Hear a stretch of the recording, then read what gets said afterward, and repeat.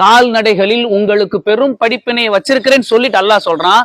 வயிற்று பகுதி என்னமா இந்த இருக்கிற வயிற்று பகுதி, இந்த வயிற்று பகுதியில ரத்தத்துக்கும் சாணத்துக்கும் மத்தியில தான் இந்த பாலைய நாம உங்களுக்கு கொடுக்கிறோம். தங்கம், ரத்தத்துக்கும் சாணம், மாடு போடுறதுல சாணம் இருக்கு இல்லையா, இந்த ரத்தத்துக்கும் சாணத்துக்கும் மத்தியில தான் உங்களுக்கு ருசியான சுவையான பாலை நாம் கொடுக்கிறோம். இப்ப நீ யோசிமா, வர்ற பகுதி ரத்தத்துக்கும் சாணத்துக்கு மத்தியில வருது, வரும்போது ரத்தத்துடைய வாடை வருதா?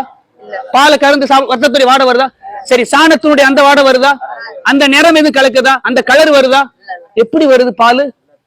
தூய்மையா சுத்தமா வருது. இதுல சொல்லு, யோசிக்கணுமா இல்லையா? தம்பி, குர்ஆனை நீங்கள் ஆய்வு செய்யக்கூடிய பிள்ளைகளாக மாறணும். உள்ளுக்குள்ள அவ்வளவு ஏற்பாடுகளை வச்சு அவைகள் நல்ல மெண்டு நல்ல சக்கையான பிறகு அது சிறுகுடலுக்கு போய் பிறகு அங்கிருந்துதான் அல்லாஹு தாலா நம்மளுக்கு தூய்மையான பாலை நமக்கு கொடுக்கறான்.